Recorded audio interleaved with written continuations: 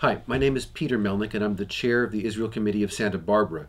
What you're about to see was the keynote address by Professor Marc Dollinger at the 5th Annual Teachin on Israel, which took place at UCSB campus November 2010. Professor Dollinger is a professor at San Francisco State.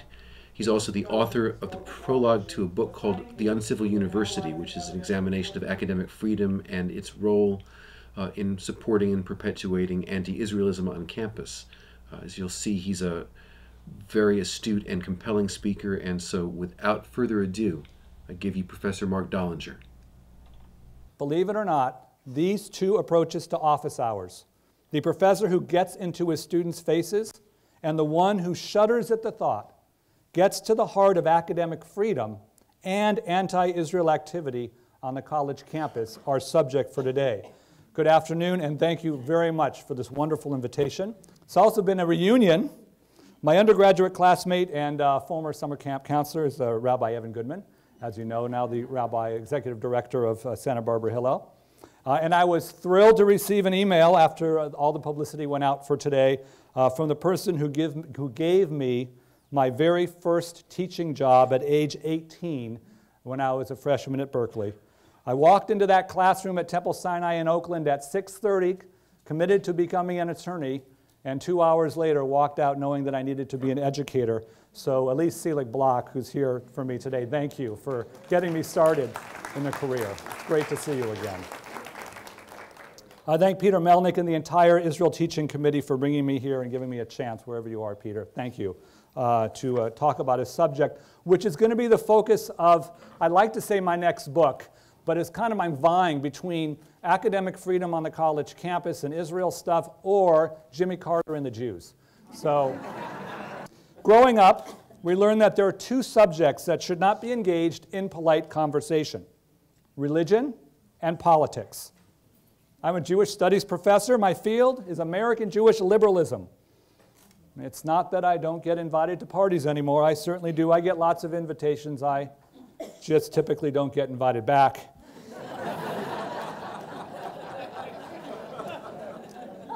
When I arrived in the Bay Area and in Jewish studies at SF State in particular, I was warned that there would be one subject, anti-Israelism, on campus that would be so hot it would define my professional career.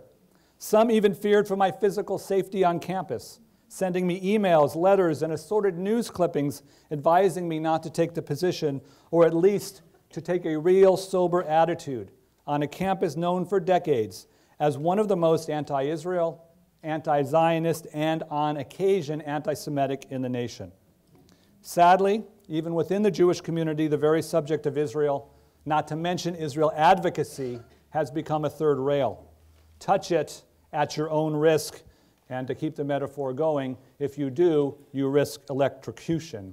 So when Peter asked me to talk about religion, politics, and Israel today, I was honored and just a little bit too concerned about where I may be headed. This afternoon, we're going to take an educational journey from those different approaches to office hours to the larger themes they engage: the nature and purpose of the university, the American Jewish experience in its relationship to the university, the interplay of Jews to other American ethnic groups around the proper role, all of its relevance to the current debates on anti-Israelism, its import to the question of free speech, all connected to the larger imperative of academic responsibility, and do it in advance of Peter's deadline of midnight tonight. Thank you very much. And with this overview, I hope you'll be able to answer the question I get from well-intentioned but not well-educated Jewish community leaders the day after almost every anti-Israel incident occurs. What on earth is going on there, and why can't you just stop it? Typically followed by, I don't care if he has tenure, just fire him. This narrative will begin in a nice, straightforward, historical way.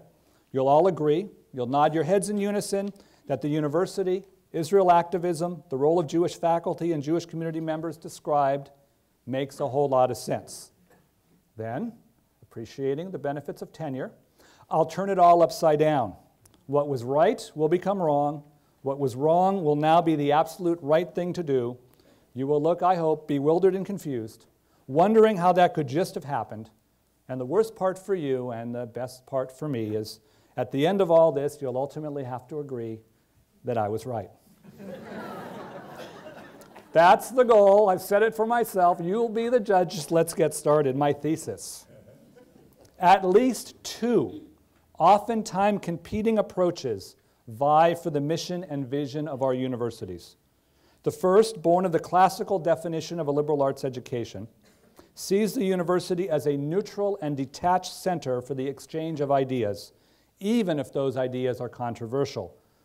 The second definition of a university was born in the 1960s, when a generation of social justice activists fought for free speech and civil rights and against the war in Vietnam. As they fought, they came to see in their very own universities that they were complicit in the construction of a society full of prejudice, discrimination, and inequality. Their jobs, as they saw it, was to transform that university into an agent for social change and justice. Later, advocates of this type of university added what academics now call the identity project, where African American, Latino, feminist, and other ethnic studies professors believed that they had an obligation to use their positions on faculty to create and strengthen the ethnic consciousness and political awareness of their students of color. If universities reflected and built inequality, then those students most vulnerable to discrimination had to know what was coming and why. Any professor of color who did not use his or her faculty position to advance what most of us here would consider a political or ideological agenda in their classrooms would be failing their mission as a professional academic. For pro-Israel activists, both models are deeply problematic. While the first approach guarantees an open university willing to support the study of Israel and Zionism, it also promises equal protection to anti-Israel and anti-Zionist educators and activists. And some that take this promise of a neutral place for the exploration of controversial ideas to ridiculous extreme. The worst case, of course, Holocaust denial, where supporters famously or infamously in the 1980s convinced the American Historical Association, which is my professional academic trade group, that they should be permitted advertising space in our monthly newsletter. The 1960s identity project approach to the university would seem to be good for the Jews. It promotes Jewish identity. It highlights the impressive work done by so many American Jews in the civil rights and all the other 1960s social protest movements. Yet this is the approach which, in terms of a university today, boasts the support of most of the anti-Israel and anti-Zionist academic ideologues. The classic approach or the 1960s approach? Take your pick. For the sake of argument, and in a reference to Monty Hall, I'll take door number one. That classical definition of an American university, liberal arts centered, as the best for the Jews. In the classroom of this magical center of learning, undergraduates sit around a seminar table, discussing and debating an array of books that give competing arguments around a single academic subject. They read the canonical books in history, in philosophy and literature. They learn chemistry and biology. They throw in a few electives in the fine arts to give them a well-rounded education. Professors assign analytic papers that demand original and critical writing, so demanding students that line up single file outside their professor's office hours can get the help they need completing their educations. Tenure is a central and really good feature of academic life at this university. It's absolutely necessary because it is the force that preserves this wonderful culture of research and learning. It frees faculty from worries, financial as well as political, so that they can focus 100% of their time and energy on their students and their research. If they believe they need to mix things up a bit, whether it's writing an academic treatise that is contrarian or pushing their students to think harder about a challenging topic, the tenure system protects them and ultimately their students and society who are the beneficiaries. What to call this wonderful university where professors teach and learn in academic and pedagogic harmony? Let's just call it Bucolic U. Do you feel it? Can you picture the patches on the elbows of the sport coats, the Argyle sweaters, and the penny loafers? It may not be surprising for you to know that I've actually dreamed about that university and those students, not to mention those faculty colleagues and administrators. A moment of praise, please, and silence for bucolic U.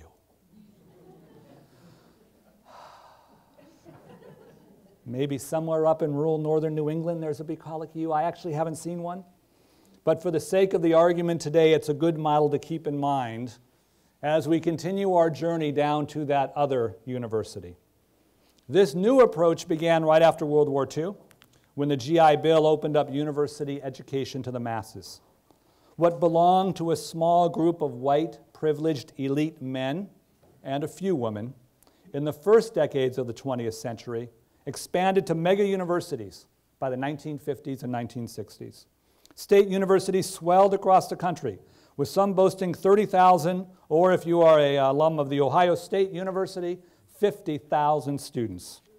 The demand for new faculty, combined with the easing of the anti-Semitic quotas against Jews in higher education, brought for the first time Jewish graduate students, freshly minted PhDs, and eventually tenured professorships at even the nation's most elite colleges.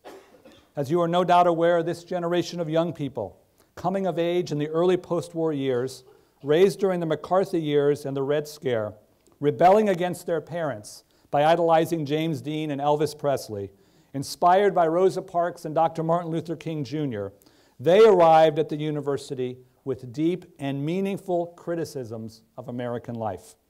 As Michael Harrington famously wrote, they grew concerned, even passionate about the other America. And given the opportunity to engage in their own protest, they staged free speech rallies, and for Jack Weinberg, in one famous moment, climbed atop a police car in the middle of Berkeley Sproul Plaza to express his dissent. These activists soon placed American higher education in their crosshairs, charging their universities as accessories to the crime of indifference, if not the main suspect in a nation that seemed to care less. In a world of powerful and powerless, of insiders and outsiders, universities aided and abetted the ruling class, helping perpetuate social inequality. They were raised to think that education solved problems, and instead, they came to understand education created and sustained them. In the midst of all this, a generation of scholars trained in sociology advanced radical new ideas about prejudice and discrimination in American society. Race, they determined, proved the most important causal agent in everything from access to health care, ability to attain a quality education, to the chances of getting arrested and convicted for a crime. These new sociologists challenged popular ideas about civil rights as well, describing a far more sinister form of racism, one that you couldn't find in the legal codes, as hard as you looked. They called it institutional racism, a form of prejudicial discrimination so deep and so powerful, so all-encompassing, that it was woven into the very fabric of American society. As hard as it was to get Jim Crow laws removed from the books, it was nearly impossible to rid the nation of an institutional racism so deep it didn't even need to be written down to exist. Scholars in this era argued that the university played a major role in the perpetuation of institutional racism.